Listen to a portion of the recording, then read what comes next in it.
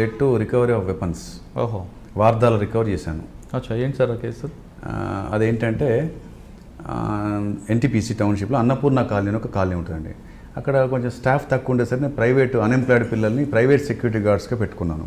వాళ్ళకి ఇంటింటికి 50 రూపాయలు 20 రూపాయలు తోచినంత కలెక్ట్ చేసుకునేటట్టుగా సిస్టమ్ పెట్టాను. పెడితే వాళ్ళకి కనీసం నైట్ డ్యూటీ చేస్తారు. వాళ్ళు నైట్ డ్యూటీ వాళ్ళకి నెలకు 5-6 వేల రూపాయలు వచ్చేటట్టుగా ఒక ప్లాన్ చేసి, మీ కాలనీలో వీళ్ళిద్దరు తిరుగుతారు, వీళ్ళకి యూనిఫామ్స్ అన్నీ పెట్టిస్తాము వేరే డ్రెస్సు, వీళ్ళకి ఇంటికి మీరు 50 రూపాయలు 100 రూపాయలు ఇవ్వండి, వీళ్ళేమో అడుక్కు తినేటోళ్ళు కాదు, లేకపోతే బలవంతంగా వసూలు చేసేటోళ్ళు కాదు, మీ ఇళ్ళని కాపాడేవాళ్ళు, ఎందుకంటే స్టాఫ్ తక్కువ ఉంది అని పెట్టిన నైట్ సెక్యూరిటీ పిల్లలు ఒక 8 మంది ఉండేది. అట్లా 4 టీం చేసి రెగ్యులర్గా పంపించేవాళ్ళు. అందులో నేను నైట్ అరౌండ్ 12-1 ప్రాంతంలో ఒక 2 ప్రైవేట్ సెక్యూరిటీ పిల్లలు నా దగ్గరికి వచ్చారు. రాలేదు, ఫోన్ చేశారు. సార్ ఒక ఇంటికి గేటుకు తాళం వేసి ఉన్నది, ఇంటి లోపల ఏదో మూలుగు సౌండ్ వస్తుంది సార్, స్క్రీమింగ్ చిన్నగా వస్తుంది సార్, మరి లోపలికి వెళ్ళి చూడమంటారా సార్, లోపలికి గోడ దూకి అన్నారు. గేట్ దూకి అంటే చూడండి తప్పే ఉంది, లైట్లు ఉన్నాయి, టార్చ్ లైట్లు ఉన్నాయి, దూకండి అని చెప్పిన. దూకి చూడండి అన్నాక కొద్దిసేపటి మళ్ళీ ఫోన్, సార్ ఒక కిటికీలోకి వెళ్ళి మూలిగిన వస్తుంది సార్, లైట్ వేసి చూస్తే ఒక లేడీ సార్, ఆ లేడీకి ముఖానికి పట్టేసి ఉన్నది సార్, ఆ అమ్మాయి ఆమె చిన్నగా మూలుగు వస్తాను, మా దగ్గర చూస్తాను, ఇంకేం మాట్లాడలేకపోతుంది సార్ అన్నారు.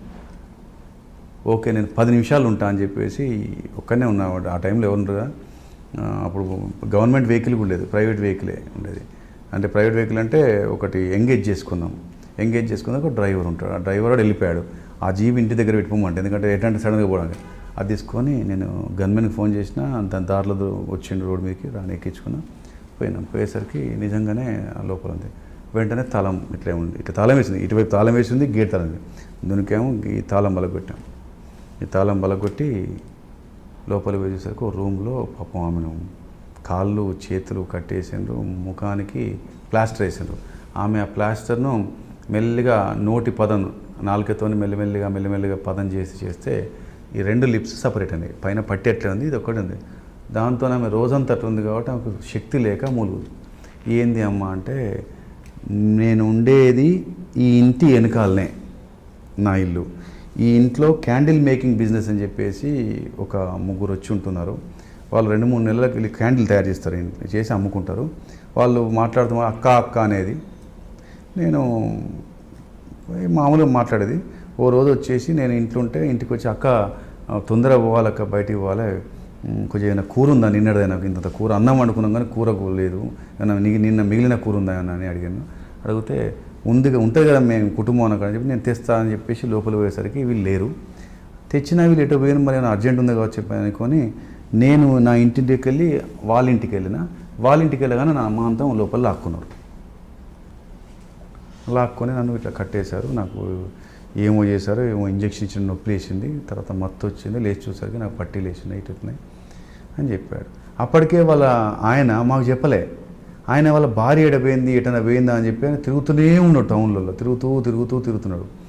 ఈ విషయం ఇదంతా చెప్పిన తర్వాత, ఇది కిరాయి తీసుకున్నారా, ఈ కట్టేసిండ్రా అన్నాక డెఫినెట్గా వాళ్ళు ఇంటికి వస్తారు, కట్టేసిపోయారు, ఖచ్చితంగా వస్తారు అని చెప్పేసి నేను ఏం చేశానంటే, ఇది ఎక్స్పోజ్ కావద్దు, ఎవరికి ఈవెన్ పోలీస్ స్టేషన్లో కూడా అందరికీ తెలియదు, ఇదే ఇంటిని మన షెల్టర్కి తీసుకుందాం అని ఈమెను ఏం చేసిన వాళ్ళ భర్తతో మాట్లాడి చెప్పేసి ఆమెను పంపించేసిన. ఆమె కనబడదని చెప్పిన, బయట ఎక్స్పోజ్ కావద్దన్న.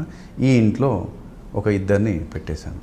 ఎప్పట్లాగానే పగలగొట్టిన తాళం లాంటిది ఇంకో తాళం తెచ్చి సేమ్ తాళం వేసేసి, ఎదురుగా టాండన్ అని ఒక కాంట్రాక్టర్ ఉంటాడు, ఆ కాంట్రాక్టర్ పెద్ద ఇల్లు అది, ఆ ఇంట్లో పైన రూమ్ను అడిగి తీసుకున్నాం, అది ఇటు కనిపించేది, అందులోకి 2 పెట్టేసి గమనిస్తున్నాం. ఈమెను అడిగిన దాని ప్రకారంగా వీళ్ళ గ్యాంగ్లో ఒక లేడీ ఉందని చెప్పారు, వీళ్ళ దాంట్లో ఆడ నుండి గమనిస్తున్నారు మనోళ్ళు. 24 గంటలు గమనించాలి, ఒకరు పడుకోవాలా, ఒకరు మెలుకుతూ ఉండాలి, ఎంతసేపు అయినా ఎన్ని రోజులైనా మంచిదే.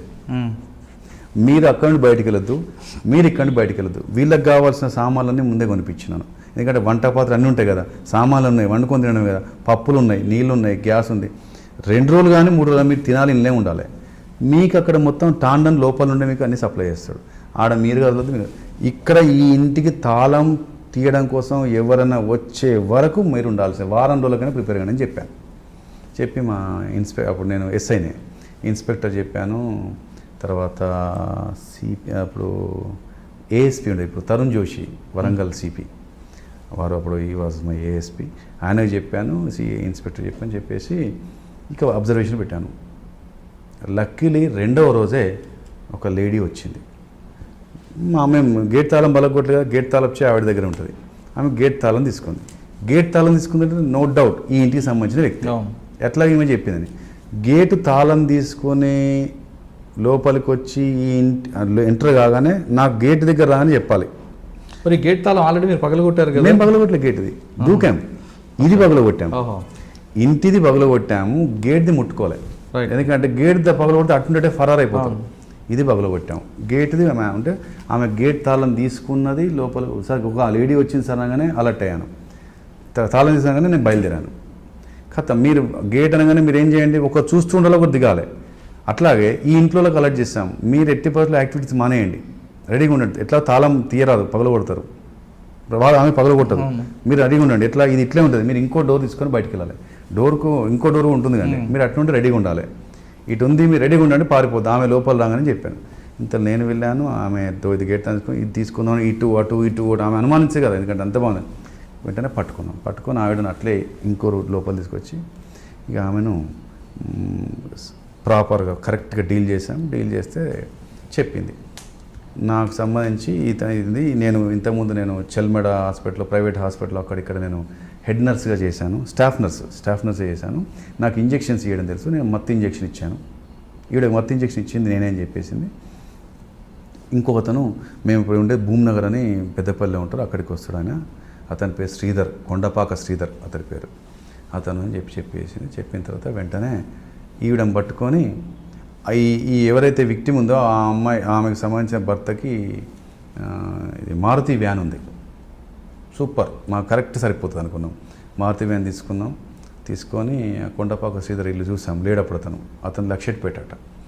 సో ఇల్లు చూసాము, అన్నీ చూసిన తర్వాత చలో ఇప్పుడు ఈమెకు వాడికి కాంటాక్ట్ ఉంది. తను వస్తున్నా అని చెప్పాడు ఆమెకు. చెప్పితే ఈమెతో మాట్లాడి వెంటనే ఇది వ్యాన్ కదా, ఎవరు ఎక్స్పోజ్ కదా, అలా ఆమెను పెట్టుకున్నాం, అందరూ పెట్టుకున్నాం. నేనేం చేశానంటే తెలివిగా పోతున్నాను, గుర్తు ముందు ఉండాలి నాకు అని నేను ఒకటి సర్వైకల్ కాలర్ కొనుక్కున్నా.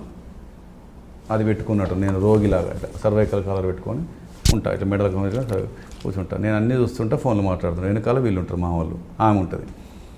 వాడు కొండపాక శ్రీధర్ అంటే వాడు యాజ్ యూజువల్గా వాడు లక్షలు పెట్టుండి వస్తూ మేము ఫోన్ చేస్తాడు. కాస్త ఇద్దరికి ఫ్రెండ్షిప్ ఉంది వీళ్ళిద్దరికి. సో వచ్చేసి పెద్దపల్లి బస్ స్టాండ్ దగ్గర హోటల్లో వాడు టిఫిన్ కాగాడు, టిఫిన్ తిన్నాడు. టిఫిన్ తిని వానికి కారు ఉంది, మారుతి 800 కారు. వాడు తిని బయటకు వస్తున్న టైంలో నేను అక్కడ బండి ఆపుకొని ఉన్నాను, అందులో కూర్చున్నాను. రాగానే టిఫిన్ తిని వాడు బయటకు వచ్చి బయట పాన్ కొనుక్కొని పాన్ తిని వాడు కారులో కూర్చొని డోర్ వేసుకున్న టైంలో నేను ఏదో అవసరం ఉన్నట్టుగా నేను అడుగుతుంటా, ఇటువైపు నుండి లెఫ్ట్ సైడ్ నుండి అడుగుతుంటా. రైట్ సైడ్ నుండి మా గన్మెన్ మావాడు అంటే బయటకి ఎక్స్పోజ్ అవ్వకుండా మావాడు డోర్ తీసుకుంటూ లోపలికి వాడిని నెట్టాలి మధ్యకు. నేను ఇటు మాట్లాడుతూ ఇట్లా అంటుంటాడు. ఆ టైంలో నేను ఇటువైపు ఎక్కుతా, వాడు మధ్యన గేర్ దగ్గర కూర్చుని పెడతాం. మధ్యన గేర్ ఉంటుంది. చలో కామ్గా గన్మెన్ నువ్వు డ్రైవ్ చేసుకుంటా బా, వెనకాల మారుతి వ్యాన్ వస్తుంది అని చెప్పేసి పెద్దపల్లి అవుట్స్కట్ తీసుకుపోయి వానికి 4 ట్రీట్మెంట్స్ ఇచ్చేసి చెప్పరా ఏం సంగతి అంటే ఈ విషయాక ఇక వీళ్ళిద్దరిని, ఈ లేడీని వీళ్ళిద్దరిని తీసుకెళ్ళి మళ్ళీ మాకుంది కదా డెన్, ఆ డెన్లో పెట్టేసి ఇతనితో పాటు ఇంకిద్దరు ఉంటారు. అందులో ఒకడు కొడిమ్యాలోడు, అతడిని కరీంనగర్లో మూడో వ్యక్తి తెలవకుండా లిఫ్ట్ చేశాం. ఇంకో వ్యక్తి అతను దక్షిణ ఎక్స్ప్రెస్కి వస్తాడు, మధ్యరాత్రి 1:30 అవుతుంది. వాడిని పెద్దపల్లిలో పికప్ చేసుకున్నాం. నలుగురిని పికప్ చేసుకున్నాక విషయం తెలిసింది ఏంటంటే వీళ్ళు గంజాయి సప్లై చేస్తారు.